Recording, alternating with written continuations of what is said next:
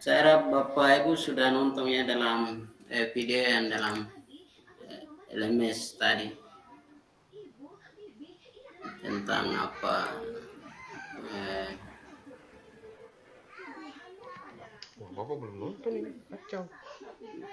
video pembelajaran kontekstual berbasis proyek yang ada di LMS tadi. Baik, Bapak Ibu, kita langsung saja. Dalam pembelajaran ini, tujuan pembelajarannya mengenali potensi diri dan lingkungan sekitar sebagai landasan proses belajar berbasis proyek. Yang kedua itu tujuan dari pembelajaran ini melakukan proses penelitian dari sumber Sudah belajar selesai, nak? berupa Sudah. narasumber Kenapa? dan Pulpennya kenapa? literatur Banjir. terkait. Yang ketiga itu menyimpulkan hasil temuan penelitian menjadi gagasan lingkungan sekitarnya. Yang kedua itu menjadi lebih aktif dalam proses belajar sesuai dengan sekitarnya. Yang berikut itu mengenal dan memanfaatkan potensi teknologi di sekitarnya. Yang terakhir itu menerapkan disiplin ilmu yang beragam. Artinya bahwa dalam sebuah proyek itu bisa mengaitkan beberapa pelajaran yang ada di sekolah yang siswa terima. Ini alur belajar yang kita akan lalui modul 5 ini. Yang tadi 5.1 mungkin Bapak Ibu sudah nontonnya. Saya harap Bapak Ibu sudah nonton. Berikut itu 5.2 penyampaian materi barang. Ya.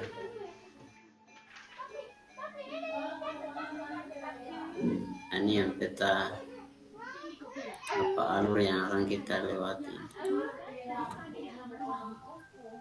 Ini Bapak Ibu mungkin sudah nonton ya video yang tadi di LMS di 5.1 ya. Di situ sudah menjelaskan dari salah satu siswa ya, dalam melakukan sebuah proyek. Dia sudah mengaitkan dengan mata pelajaran yang ada, terus proyek yang dia jalankan juga di sekitar dia.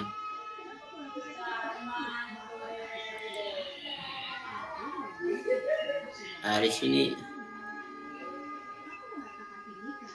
mungkin kita akan diskusi bersama ya.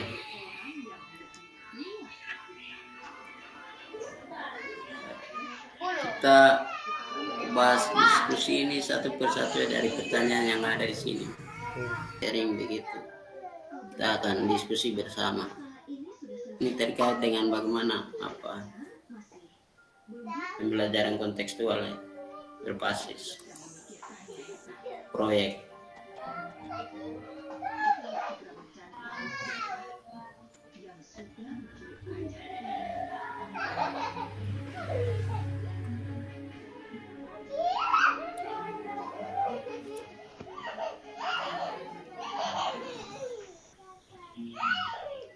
Tapi Bapak Ibu sudah sudah nonton yang video, sudah dijelaskan di situ di LMS. Dari video itu pasti ada gambaran dari Bapak Ibu dan pasti sudah alami dalam sekolahnya masing-masing. Karena ini dari kita diskusi bersama ya. Iya Pak, siap. Pak, mungkin dari saya saja sebagai pembuka ya. Kalau terkait dengan ya terkait dengan poin pertama ya, yang pernah saya amati ya, mungkin kalau saya pikir bukan saya saja ya, tetapi guru-guru yang lain juga pasti juga sama di bidang ilmunya ya, disiplin ilmunya ataupun di mata pelajarannya. Saya pikir ya pasti teman-teman guru yang lain juga pasti juga mengamati atau melihat peserta didik ya. Nah, contoh kalau kayak saya, misalkan mata pelajaran yang saya ampu atau saya ajar adalah video editing ya. Kan kalau kita perhatikan ya, siswa-siswi ini kan apalagi zaman sekarang ya, tidak terlepas dengan yang namanya HP ya, bisa dibawa kemana-mana ya. Dan di dalam fungsi HP pun juga banyak ya, selain motret pun juga bisa kita buat video ya. Terlebih lagi kan aplikasi banyak ya yang tersedia di Play Store ya, yang bisa digunakan oleh para siswa ya. Nah, kalau kita perhatikan siswa sekarang kan dengan HP saja mereka sudah bisa katakanlah ya dalam tanda kutip narsis ya, motret sana motret sini, rekam-rekam yang mereka rasa menarik atau mungkin hal-hal yang lucu. Itu yang bisa kita amati atau di kelas mereka ya. Terkadang ada kejadian yang menarik ketika saya mengajar tuh, sambil saya mengajar ada yang juga nge-live itu, mereka live apa yang mereka buat ya. Jadi arah kameranya diarahkan ke komputer ya, jadi mereka mengetahui apa yang teman-teman di luar mereka mengetahui apa yang dia kerjakan ya. Lalu yang kedua ya, yang kita amati ya potensi siswa di kelas ya. Ini pengalaman juga ya. Saya melihat ada beberapa siswa yang terkadang memang terlihat potensi waktu di pembelajaran kita, tetapi ketika mereka lulus, potensi mereka terkadang tidak tergali. Bahkan ketika yang waktu di kelas mereka tidak terlalu terlihat, ketika mereka kuliah, mereka bekerja, secara tidak langsung potensi mereka di atas teman-teman yang kemarin. Ini kenyataan yang ada, yang saya perhatikan ya. Dan memang kalau melihat potensi siswa secara langsung, pastinya ketika kita menyediakan bahan kerja atau konten, kita suruh atau kita mengarahkan peserta didik untuk mengerjakan, beberapa siswa yang merasa bahwa dia tertarik ya, dia akan bekerja dengan cepat ya. Dan kita bisa lihat ya, berarti siswa ini berpotensi sekali di bidang yang kita ajar ya. Lalu terkait dengan poin ketiga, dalam hal menggali minat dan potensi siswa ya, biasanya kalau mata pelajaran saya ya, biasanya kan saya banyak hal, katakanlah tugas ya, tugas misalkan contoh banyak berkaitan dengan video, saya sering suruh mereka buat video-video yang tidak terlalu berat ya. Contoh misalkan ya, mereka menjadi presenter membawa berita ya, ataupun mungkin mereka membuat video-video yang basisnya dubbing ya, yang tidak terlalu susah-susah. Jadi di situ kita bisa menggali minat mereka. Jadi mereka bisa berkreasi dengan hal yang saya berikan atau tugas yang saya berikan ya. Jadi mereka tinggal mengkreasikan saja hal tersebut, sehingga kalau kita perhatikan setiap siswa akan mempunyai hasil yang berbeda, yang satu dengan yang lain ya. Dan di situ kita bisa nilai ya. Terlepas daripada itu, biasanya kita kan tayangkan ya hasilnya, kita evaluasi sama-sama di mana yang kurang tepatnya, terus tekniknya di mana kira-kira yang harus diperbaiki, seperti begitu ya. Nah, kalau terkait poin keempat ya, perubahan apa yang Bapak Ibu. Nah, ini biasanya ketika mereka sudah merasa katakanlah bisa ya, siswa yang berpotensi ke arah situ, mereka akan membuat karya-karya mereka ya. Jadi contoh paling simpelnya sih sebenarnya tuh ya, mereka mengupload karya mereka di YouTube ya, seperti begitu Pak. Jadi tidak terlalu yang menyusahkan mereka, karena saya pikir di kota ini teknologi sudah sangat ya mudah diakses ya, bukan masalah maju tapi mudah diakses, sehingga kita bisa tahu ya, seperti gitu Pak dari saya. Baik, terima kasih Bapak. Ini potensi sudah ada, Bapak kayaknya sudah jalankan, sudah kembangkan. Itu sudah yang kita pelajari yang saat ini, bagaimana pendidikan konseptual itu. Saya pikir Bapak sudah menjalankan itu. Mungkin ada yang lain lagi.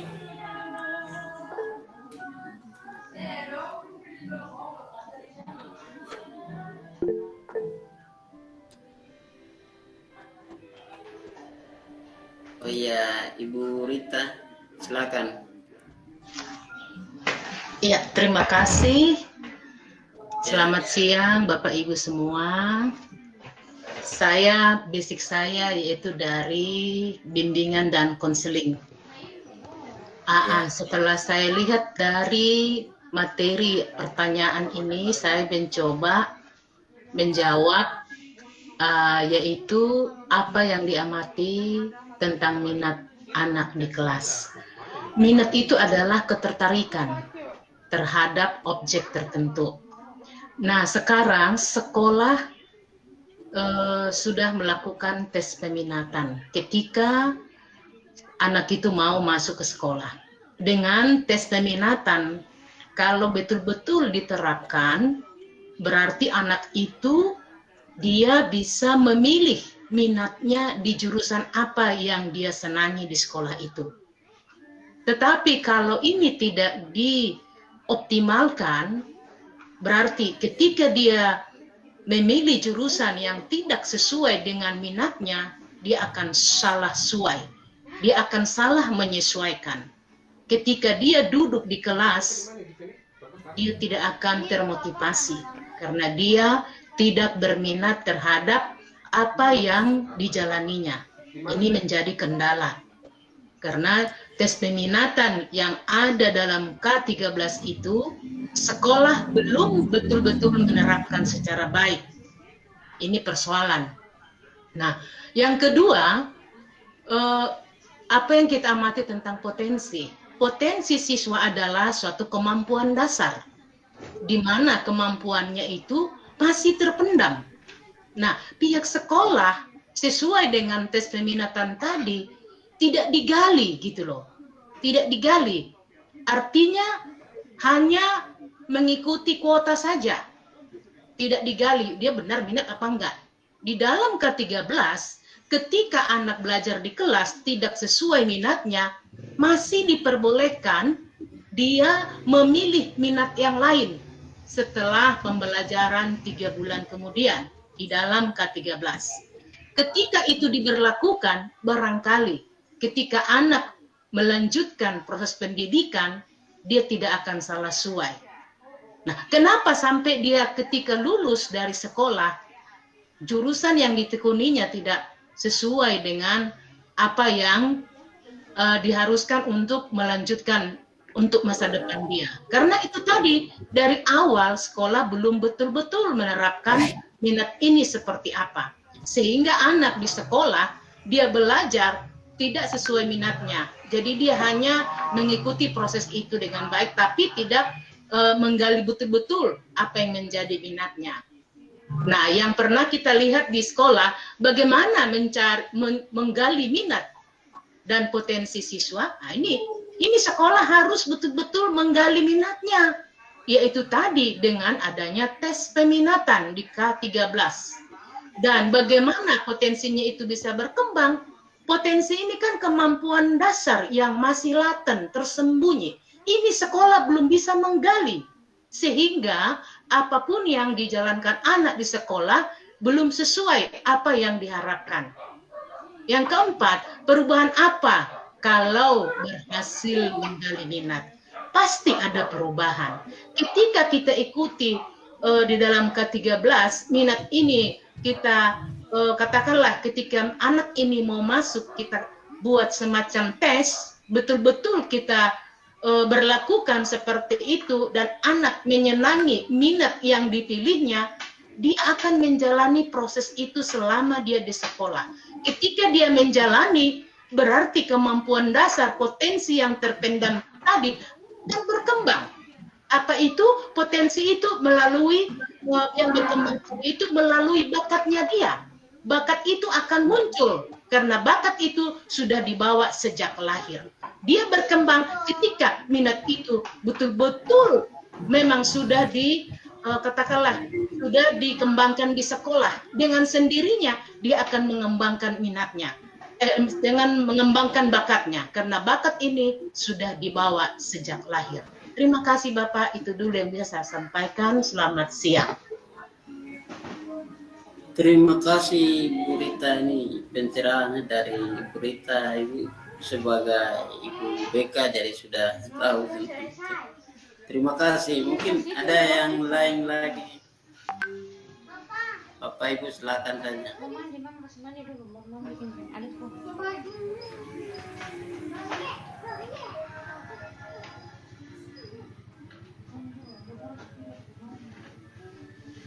Mungkin dari Ibu Nasria atau Ibu Gresela, Ibu Francisca silakan saja. Oh ya, tadi ada Ibu Roslin. Ibu Roslin, menurut Ibu Roslin mungkin saya bisa menjawab pertanyaan satu sesuai dengan mata pelajaran yang saya ampu prakarya dari yang saya lihat. Minat anak saya yaitu mereka lebih aktif karena proyek kita kerjakan adalah mendaur ulang limbah sampah. Jadi banyak sumber belajar yang kita bisa lihat cara membuat sebuah produk daur ulang sampah. Jadi kita bisa membuat macam-macam produk, di mana sumber belajar yaitu di YouTube. Kita bisa dipermudah dalam membuat sebuah produk, sehingga guru juga semakin mudah dalam memberikan sebuah proyek. Nah, ini. Terima kasih Bu Roslin. Oke, baik Bapak. Saya Krisdiela, saya ingin mencoba menjawab, merangkum semuanya. Dari apa saja yang pernah Ibu dan Bapak amati tentang minat siswa di kelas Anda. Nah, biasanya dari awal perkenalan itu kan kita tanya setiap jurusan itu kenapa kalian mau beli jurusan ini. Nah, masing-masing siswa berpendapat berbeda-beda. Kalau dari kita kan ada akuntansi, ada perkantoran, tapi di setiap mata pelajaran juga mereka punya minat masing-masing itu ada dalam diri mereka.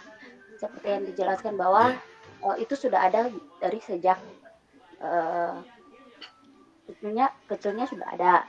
Nah, kalau dari mata pelajaran saya kewirausahaan menambah dari pendapat Ibu Roslina tadi bahwa saya biasanya itu membuat mereka mendaur ulang dari hasil kerajinan yang biasa ditemui dari lingkungan mereka sendiri, sehingga itu menjadi suatu karya yang bisa mereka temukan sehingga membuahkan hasil dari setiap minat mereka sendiri, kemampuan mereka sendiri. Nah, setiap perubahan dari setiap siswa itu pasti berbeda-beda. Ada yang dari tadinya diam, ada yang tadinya tidak bisa, tapi dengan teknologi yang mereka bisa gunakan dari Google, dari pandangan mereka sendiri, buku panduan yang saya ajarkan, itu hasil yang mereka dapatkan itu dari misalnya contoh saya suruh mereka buat kotak tisu, itu juga sudah mereka buat, juga tempat pensil dari dos rokok, dari kaleng rokok. Nah, itu dari minat mereka sendiri, kemampuan mereka sendiri, sehingga itu dihasilkan dari kemampuan mereka sendiri, dan mereka bisa tahu bahwa oh potensi saya ada di sini, ternyata oh yang ini saya bisa. Nah, itu kita bisa lihat sendiri, sehingga kita bisa menilai oh dari yang ini ternyata dia mampunya di sini. Nah, itu yang saya sendiri yang mengamati langsung dari mata pelajaran saya. Itu aja sih Bapak. Terima kasih. Baik, terima kasih Ibu. Ibu sudah jalankan itu tentang bagaimana pendidikan kontekstual ini berbasis proyek. Iya. Mungkin ada yang lain lagi.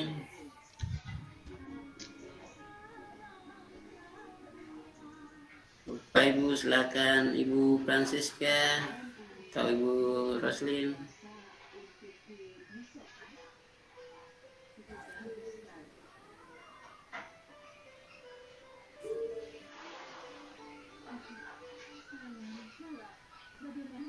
Atau Ibu Maria.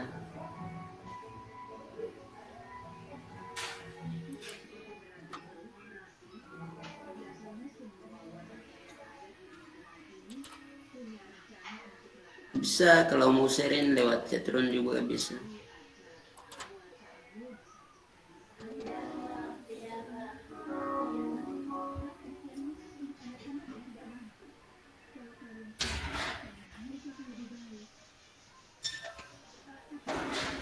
Ibu Victoria ada ke?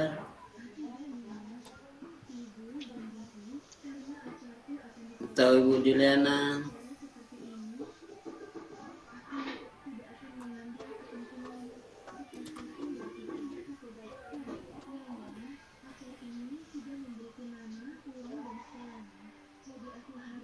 Pikir ibu bapak sudah paham ya setelah kita nonton video yang di LMS. Kalau tidak ada kita lanjut saja ya. Kita ada yang mau berbagi.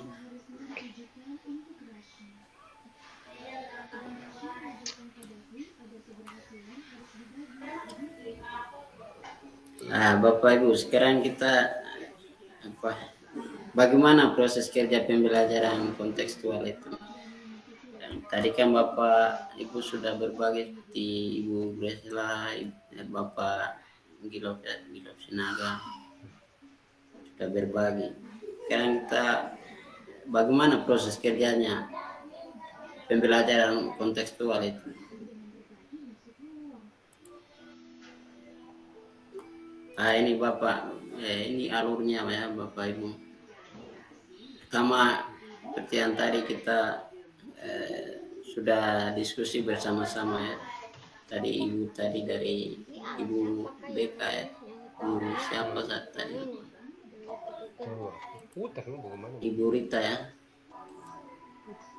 Ya kita merefleksikan diri pertama ya. Ini alur merefleksikan diri antara lingkungan yang ada, terus pribadi siswa itu sendiri, terus melakukan riset. Dalam melakukan riset itu mencari sumber belajarnya. Sumber belajarnya bisa kita sendiri sebagai guru, juga bisa di internet mana saja bisa. Setelah menemukan sumber belajar, observasi, tindak lanjut dari sumber sudah meninjau ya di lapangan. Setelah itu menemukan hasil, kita menemukan suatu masalah. Dan setelah menemukan masalah itu pasti akan melakukan ide ya, karya, sebuah karya atau sebuah proyek. Dalam ide karya ini kita integrasikan dengan mata pelajaran yang ada. Terus teknologi lokal dengan teknologi lokal. Contoh yang tadi pengolahan sampah yang sudah diceritakan itu. Nah, di situ terkait dengan mata pelajaran apa di situ kita lihat. Kita kaitkan dengan mata pelajaran. Setelah melakukan proyek itu kita evaluasi kembali lagi dan prosesnya selalu mengulang-ulang. Itu yang dinamakan kontekstualnya. Ini sedikit penjelasan refleksi diri yang tadi kita lihat di atas itu, refleksi diri nomor 1. Refleksi diri itu tahapan ini merupakan proses mengenal kembali potensi diri seperti sifat, perilaku, kesukaan atau ketertarikan, kebiasaan, rasa ingin tahu atau keseharian dan kedekatan pada suatu hal atau isu. Pertanyaan yang mengendap di relung hati, seperti yang tadi Bapak Ibu sudah ceritakan ya. Kita melihat perilaku sifat anak dan kesukaannya, ketertarikannya, minatnya apa. Nah itu kita gali kembali. Nah, ini riset setelah proses mencari, memahami dan menggali informasi terkait isu-isu yang ingin dipelajari melalui berbagai sumber belajar. Apa saja sumber belajar itu? Sumber belajar adalah subjek jadi sumber belajar itu bisa berupa subjek dan objek. Subjek, contohnya subjek itu bisa ada narasumber. Kalau kita mau melakukan proyek yang berkaitan dengan budaya, kita bagaimana berdekatan dengan orang yang berbudaya atau di bidangnya mempunyai budaya atau ondo api yang ada di situ. Kalau memang proyek yang kita mau jalankan atau riset yang kita mau jalankan itu terkait dengan budaya. Terus objeknya itu bisa berupa lingkungan sekitar kita. Contohnya seperti tadi sampah. Sampah itu kita bisa mengolah menjadi satu karya seni, seperti yang Bapak Ibu sudah jalankan itu. Mempunyai informasi atau pengetahuan seputar isu yang ingin diketahui dan dipelajari. Apa saja contoh-contoh sumber belajar? Itu yang tadi. Sumber belajar itu bisa berupa subjek dan bisa berupa objek juga.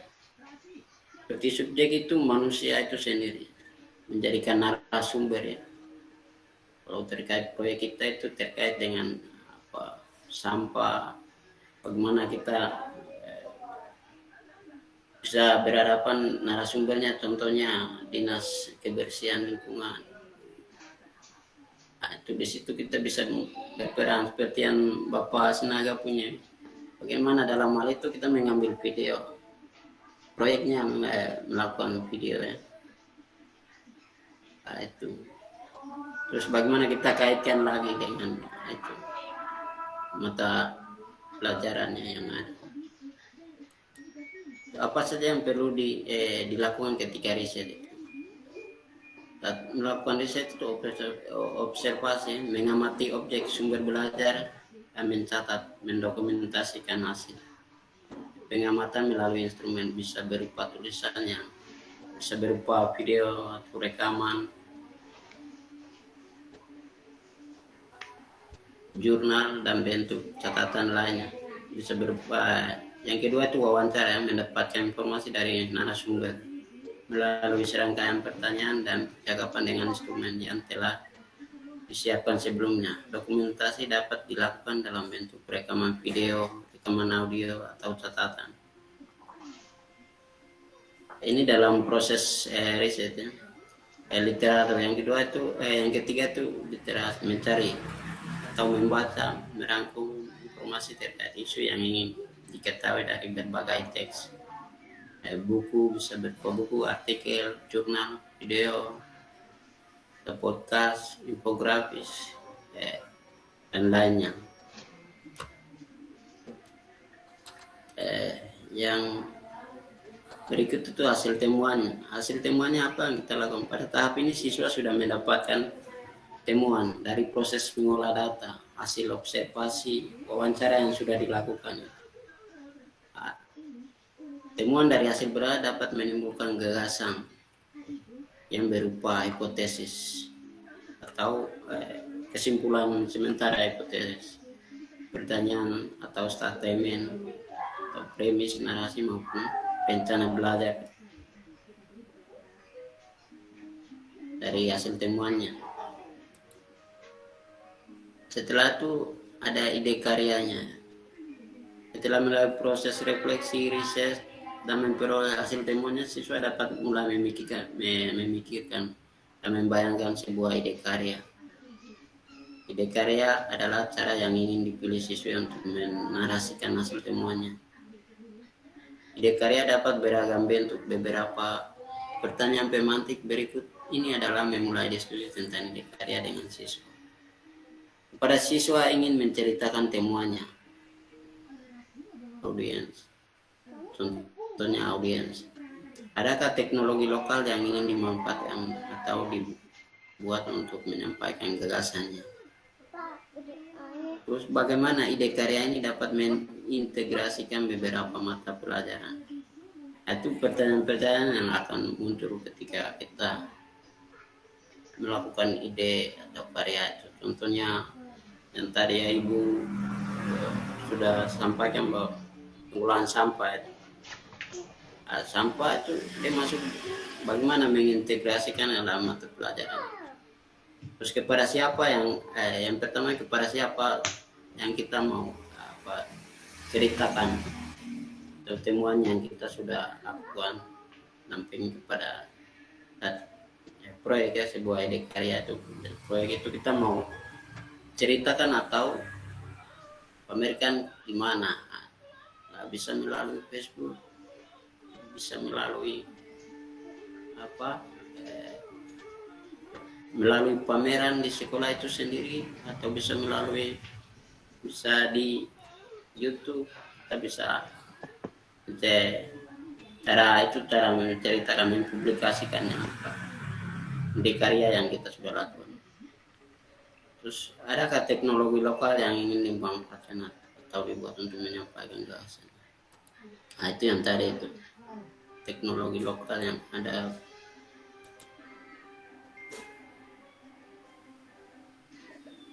Terus berikutnya itu evaluasi. Setelah kita melakukan semuanya dan mempresentasikan hasil karya itu, kita akan melakukan evaluasi. Dari situ akan menemukan bahwa hasilnya bisa memuaskan dan kita bisa menilai siswa yang menjalankan proyek itu sudah berhasil. Dari situ kita akan menilai. Kalau belum berhasil, kita akan proses kembali lagi. Dan mulai dari yang tadi langkah pertama, langkah kedua. Setelah siswa berhasil mewujudkan ide karyanya dan berbagi dengan audiens yang dia tentukan, maka proses berikutnya adalah melakukan evaluasi. Dalam melakukan evaluasi, proses belajar menggunakan instrumen evaluasi dan penilaian yang telah ditentukan dan disesuaikan kebutuhannya untuk proyek siswa. Yang kedua itu tujuan evaluasi untuk menunjang kemampuan reflektif ya, dari pembelajaran murid dan juga guru, dan juga dimaksud untuk mengukur hasil atau outcome ya, dari implementasi pembelajaran dari perspektif tujuan pembelajaran murid. Yang ketiga itu penilaian dalam pembelajaran berbasis proyek, memungkinkan guru atau fasilitator untuk mengobservasi setiap pencapaian, kebiasaan, cara kerja, dan perilaku lain yang mungkin dilewatkan oleh penilaian konvensional yang biasa dilakukan. Nah, ini artinya bahwa kita bisa, sebagai guru kita bisa lakukan penilaiannya bisa saat ide karya itu tercapai atau itu tergantung ibu bapak guru dalam melakukan proyek itu, menjalankan proyek. Kita mau menilai dari saat mulai proyek itu, mulai dari ide atau ide karya yang mulai dari langkah awal ya, apa itu refleksi diri dari situ, atau setelah melakukan ide karyanya itu juga. Nah, itu yang dimaksud dalam sini itu evaluasi, penilaian. Terus catatan, topik evaluasi ini akan dibahas lebih mendalam ya. Ini tentang penilaian ini akan dibahas dalam modul 7.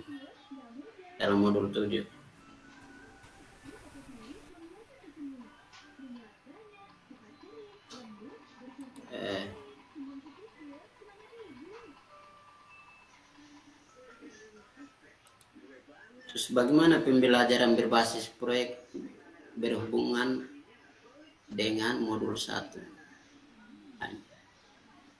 Modul 1 kan kita sudah belajar tentang apa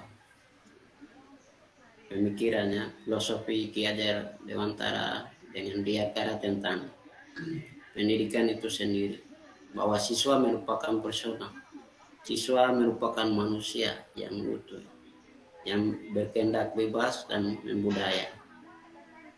Jadi dalam manusia yang personal itu bagaimana manusia dalam kayak Diyakara bilang itu manusia muda ya, manusia muda yang punya pemikiran, akal, jadi dari muda itu bagaimana yang manusia yang tua itu bisa menuntun hingga manusia sempurna menurut Diyakara dengan Ki Hajar Dewantara ya. Di modul kedua kita sudah belajar bahwa manusia adalah subjek. Manusia itu subjek yang menyempurna bersama dengan dunia. Jadi dalam melihat siswa itu pun juga kita melihat sebagai sebuah subjek ya. Dan guru dengan siswa itu sebagai manusia. Siswa itu sebagai manusia yang muda, dan kita guru sebagai manusia yang tua, yang bagaimana menuntun siswa itu sebagai subjek dan bersama-sama dalam dunia yang satu, dalam dunia. Nah, itu modul ketiga kita sudah belajar bahwa guru berperan sebagai fasilitator. Dalam itu cuma mengingat kembali dalam menjalankan proyek pembelajaran kontekstual berbasis proyek.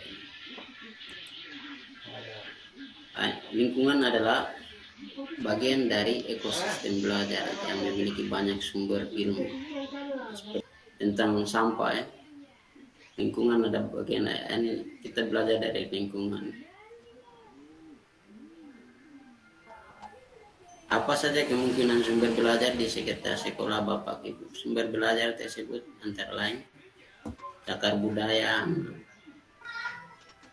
terus tradisi dan kebudayaan lokal yang ada di situ.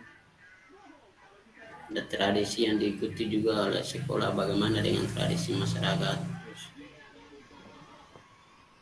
kearifan lokal, terus nilai yang jadi prinsip di masyarakat situ, terus teknologi lokal. Nah, itu bisa menjadi sumber belajar untuk kita, dan kita bisa kaitkan dengan pelajaran yang ada di sekitar di sekolah yang kita pelajari. Misalnya saja dibakar batu itu bisa juga kita sebagai teknologi lokal yang bisa kita pelajari. Bagaimana kaitkan dengan mata pelajaran yang ada seperti termodinamika, di situ kita bisa belajar bagaimana pemindahan panas. Mungkin di SMA itu pasti ada tentang mata pelajaran itu termodinamika.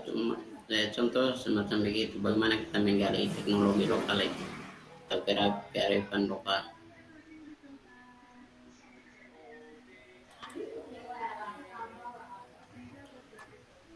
Dan cara pemetaan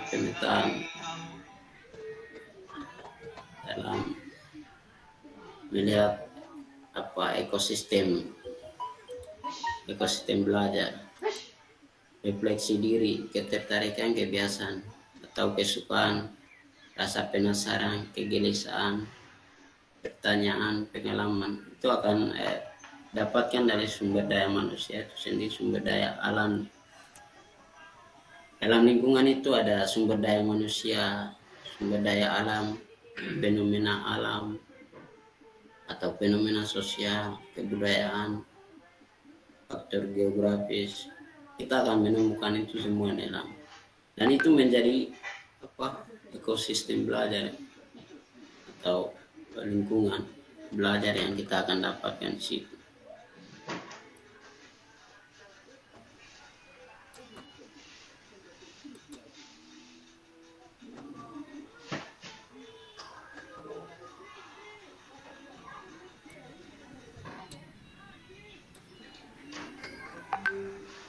Mungkin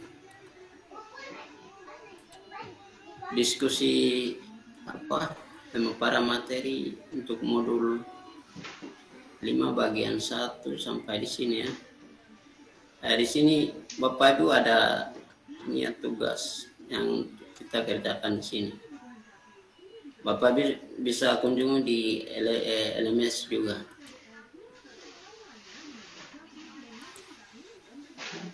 Di situ ada alur. Itu yang tadi kita jelaskan itu tentang alur ini. Bapak Ibu bisa lakukan sesuai alur itu atau sesuai konteks yang Bapak Ibu lakukan itu bisa dimulai dari mana. Bapak Ibu sesuai konteks yang ada di sekolah ya. Bapak Ibu bisa lakukan seperti itu. Dalam tugas ini juga Bapak Ibu bisa isi. Bapak Ibu bisa lakukan mulai dari nomor 3 juga bisa, nomor 2. Tapi itu sesuai dengan konteks yang Bapak Ibu lihat di sekolah masing-masing. Nah, itu sebagai tugas. Mungkin ada pertanyaan begitu terkait dengan ini. tugas ya.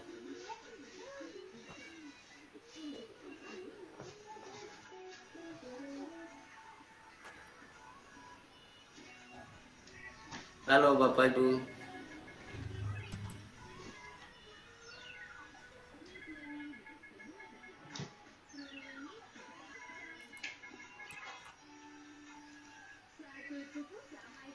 Ya, terima kasih Bu sudah sharing. Sini Ibu bilang kalau di sekolah saya kebetulan menggunakan pembelajaran berbasis proyek.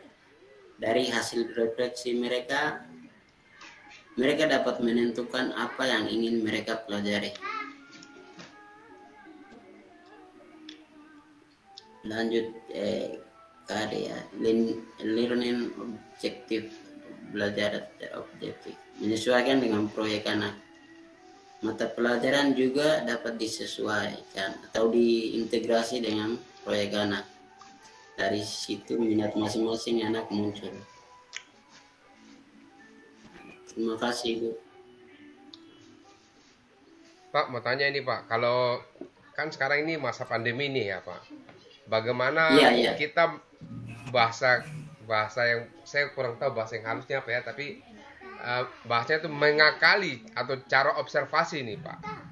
Kira-kira menurut Bapak bagaimana ya? Karena masa pandemi ini bagaimana kita, kan observasi ini kan biasanya kita turun lapangan Pak. Nah kan masa pandemi ini kan katakanlah ada ketentuan tersendiri, misalkan dilarang atau apalah ya Pak. Adakah cara Pak untuk mengakali observasi dalam hal mungkin terjun langsung?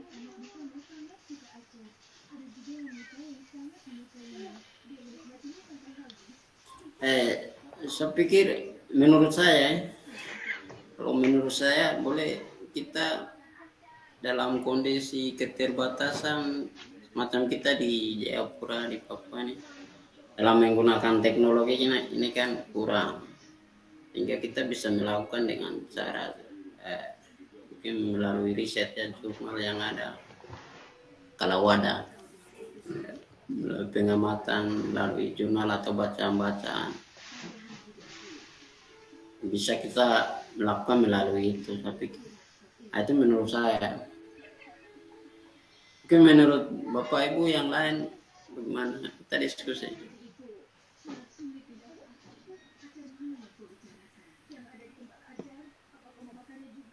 Terima kasih untuk waktu yang diberikan kepada kami menyikapi tentang masa pandemi sekarang ini dengan proses atau kegiatan observasi bagi anak. Di sini mungkin saya hanya berbagi pengalaman saja tentang bagaimana teknik atau strategi kita dalam menyikapi masalah seperti ini, ya.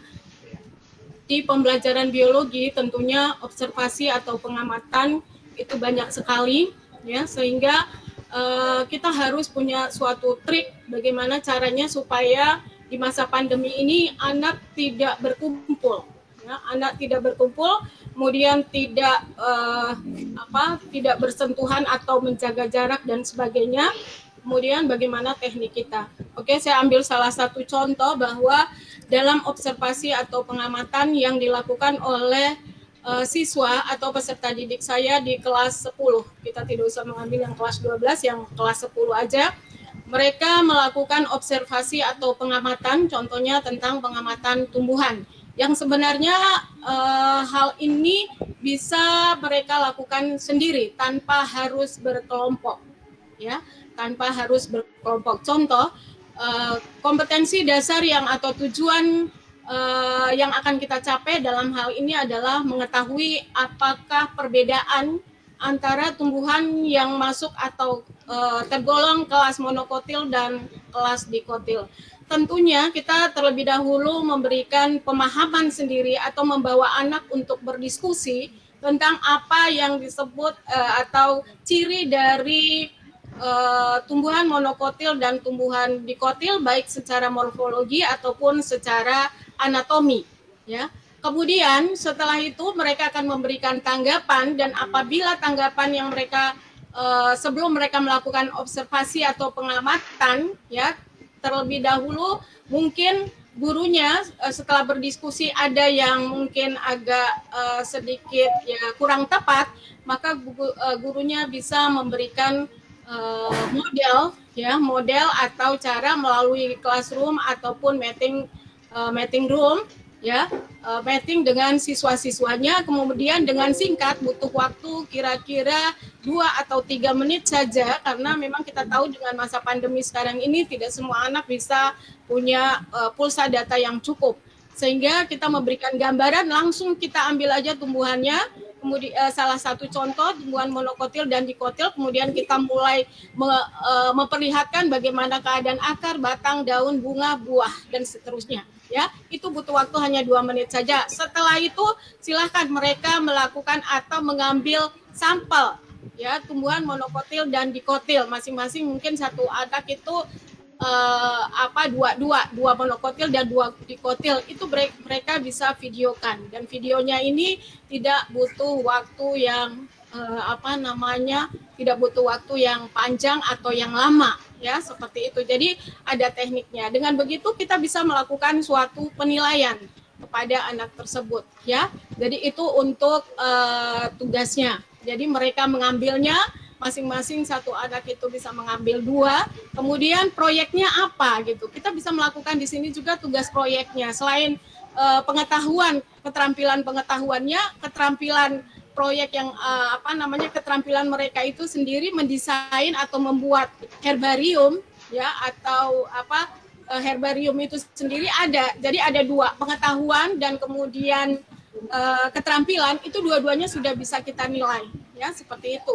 Jadi ada proyek yang mereka kerjakan, mereka membuat sendiri, kemudian mereka buat herbarium dan mereka laporkan. Demikian mungkin cara kita untuk bagaimana dalam proses observasi kita tidak langsung menerjunkan anak langsung ke lapangan ya, melakukan suatu pengamatan dan harus berdesak-desakan ya, harus bermain satu dengan yang lain, padahal kita di masa pandemi seperti ini kita harus menekankan kepada anak bahwa tidak berkumpul dan kemudian menjaga jarak. Jadi mereka cari sendiri, bahkan mungkin mereka bisa ngambil aja tumbuhan di pot atau di depan rumahnya. Terima kasih.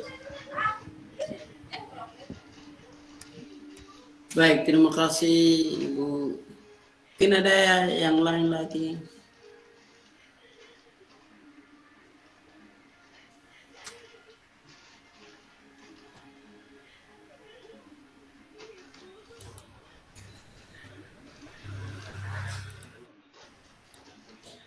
Mungkin kalau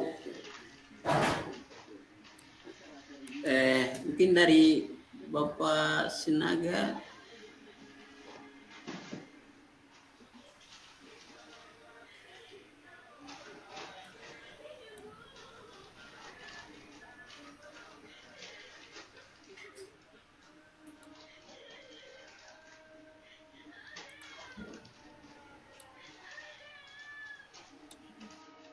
Kalau tidak ada, mungkin kita nanti langsung saja ke LSM ya. LSM lagi, LMS.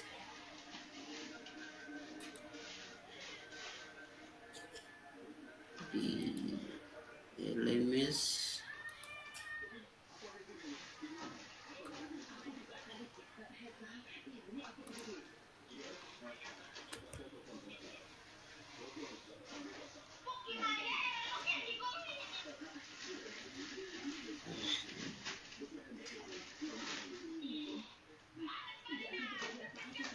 Bapak Ibu, ini tugasnya untuk kita kerjakan.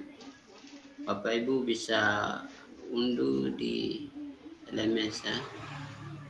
Di LMS bagian 5.3 pembelajaran mandiri. Di situ Bapak Ibu kita melakukan pemetaan lingkungan. Bapak Ibu bisa melakukan observasi terhadap lingkungan masing-masing di situ.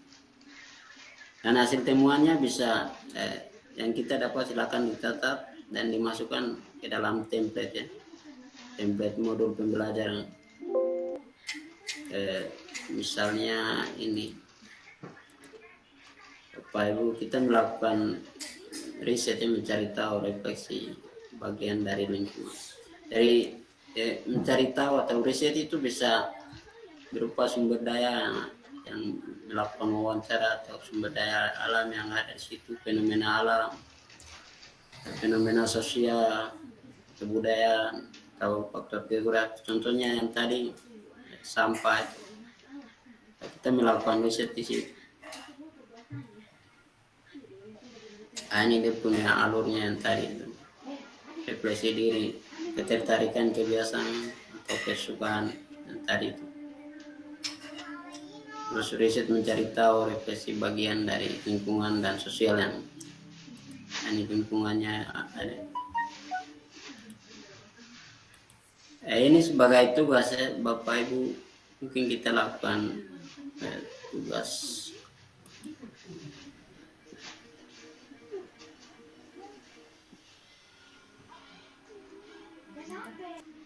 Mungkin sebelum kita tutup, ada lagi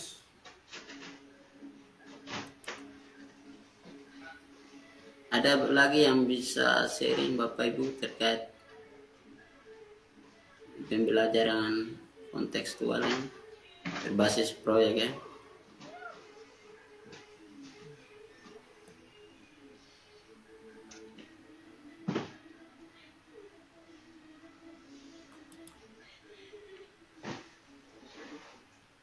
Bapak Ibu bisa sharing begitu.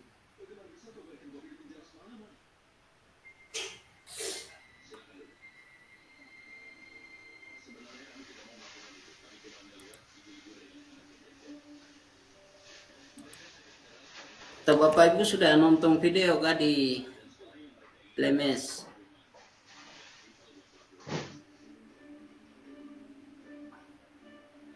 Saya kira kalau tidak kita nonton sama-sama. Bagaimana Bapak Ibu?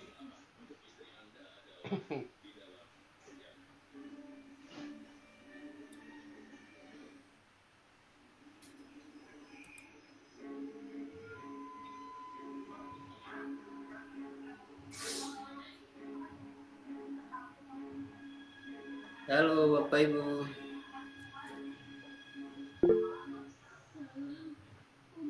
Oh iya. Sudah nonton semua pasti.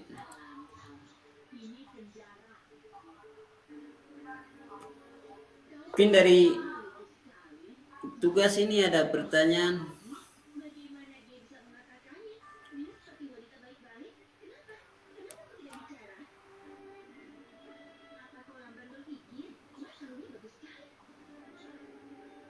Atau teman-teman lain dari fasilitator bisa ada yang mau menambahkan.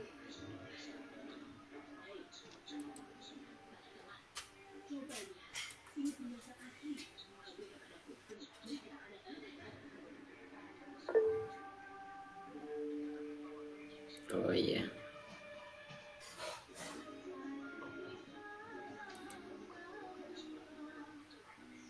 Baik, ya Merian.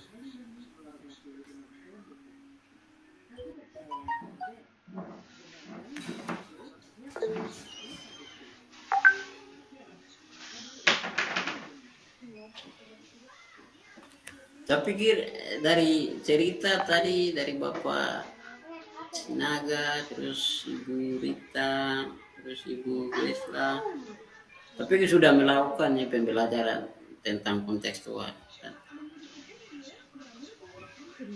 Tapi dalam proyek presisi, dalam melakukan proyek presisi ini akan berhasil semua. Untuk kita di Jayapura ini.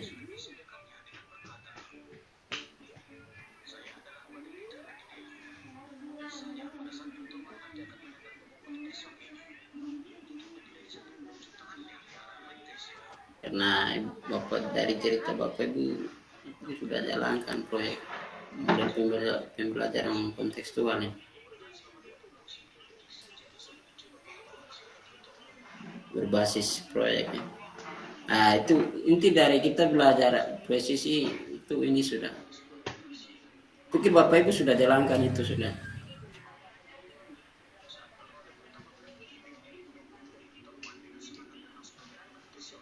Dan kalau tidak ada, saya pikir kita tutup saja.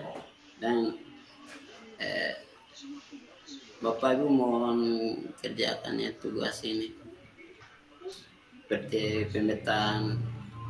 Bapak Ibu lihat di LMS itu, pembelajaran mandiri ya, 5.3.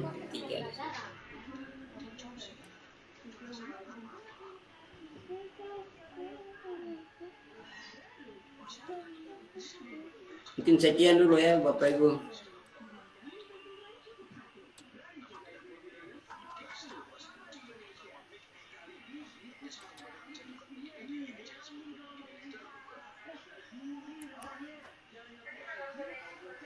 Baik, terima kasih mungkin pemaparan materi untuk modul. Oh iya, Ibu Rita ada, silakan. Ibu Rita.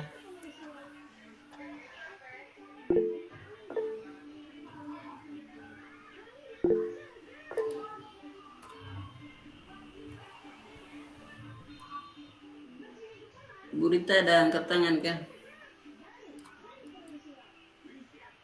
Oh ya Bapak Ibu jangan lupa ya absen. Absennya ada di chatroom ada. Bapak Ibu bisa absen di situ. Ini linknya saya ada kirim di chatroom, Bapak Ibu bisa absen di situ.